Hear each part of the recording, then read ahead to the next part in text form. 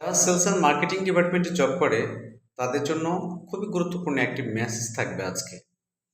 সেটা হচ্ছে, আমি মনে প্রাণে বিশ্বাস করি যে সেলস অ্যান্ড মার্কেটিং ডিপার্টমেন্টে কখনো কোনোদিন বেতন বৃদ্ধি পায় না, অর্থাৎ বাৎসরিক যে বেতন বৃদ্ধি সেটা পায় না। জাস্ট কোম্পানি হচ্ছে গিভ অ্যান্ড টেক। কোম্পানি আপনার কাছ থেকে নিচ্ছে আর কোম্পানি আপনাকে কিছু দেবে, কিন্তু কোম্পানি আপনার কাছ থেকে কখন নিচ্ছে, ঠিক আপনাকে কখন রিটার্ন করছে, এইটার মধ্যে আসলে অনেকটা সময়ের ব্যবধান আছে। বিষয়টা আমি একটু ক্লিয়ার করে বলছি। ধরেন, আপনি ২০২৬ সালের জানুয়ারি মাসে মার্কেটিং ডিপার্টমেন্টে আপনি একটা চাকরি জোগাড় করে নিলেন, যে কোনো একটা কোম্পানিতে। তো ২০২৬ সাল আপনি কমপ্লিট করলেন, চাকরিটা শেষ করলেন, ২০২৬ সাল শেষ হলো। যারা বাৎসরিক বেতন বৃদ্ধি করে তারা ২০২৭ সালে এসে কি করবে? আপনার স্যালারিটা কিছুটা ইনক্রিমেন্ট করবে। এইখানে হচ্ছে মূল টুইস্ট, অর্থাৎ মূল ফ্যাক্ট। মূল ফ্যাক্ট কেন আমি এই কথাটা বললাম, এটা বলার একমাত্র কারণ হচ্ছে, আপনাকে ২০২৭ সালের স্যালারি ইনক্রিমেন্ট করে দিল, বৃদ্ধি করে দিল। কিন্তু আমার প্রশ্ন হচ্ছে, আপনার যে স্যালারিটা বৃদ্ধি করলো এটা কোন সালের?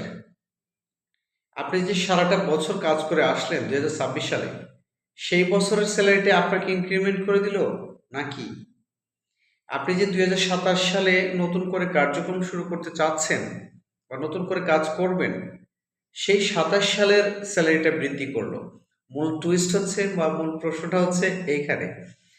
বাস্তবতা হচ্ছে, কোম্পানি আপনার কাছ থেকে 80% নেবে আর সর্বোচ্চ 20% আপনাকে দেবে।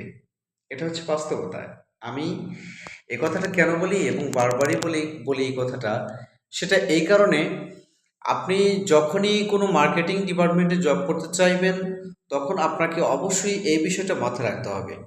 মাথায় রেখেই কাজ করতে হবে যে মার্কেটিং ডিপার্টমেন্টে কখনো কোনোদিন স্যালারি ইনক্রিমেন্ট হয় না। নো, নেভার, এটা ভুল। আপনি যদি আমাকে বুঝাতে পারেন যে হ্যাঁ, মার্কেটিং ডিপার্টমেন্টে স্যালারি ইনক্রিমেন্ট হয়, তাহলে আমাকে সেইটার প্রুফ দেখান। আমি আপনাকে প্রুফ দেখাবো যে হ্যাঁ, স্যালারি ইনক্রিমেন্ট হয় না।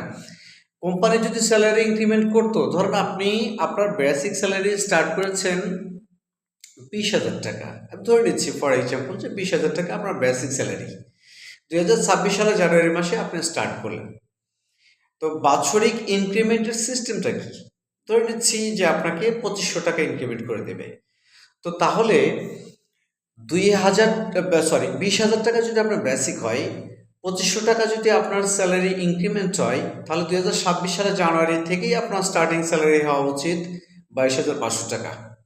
বাস্তবিক অর্থে আদৌ তা হচ্ছে না আমাদের বাংলাদেশের মার্কেট প্লেসে। কি হচ্ছে, ২০২৬ সালটা আপনি পুরোটা কমপ্লিট করবেন, কাজ করবেন, আপনি গিয়ে দেখবেন ২০২৭ সালে আপনার ২৫০০ টাকা স্যালারি ইনক্রিমেন্ট হয়েছে।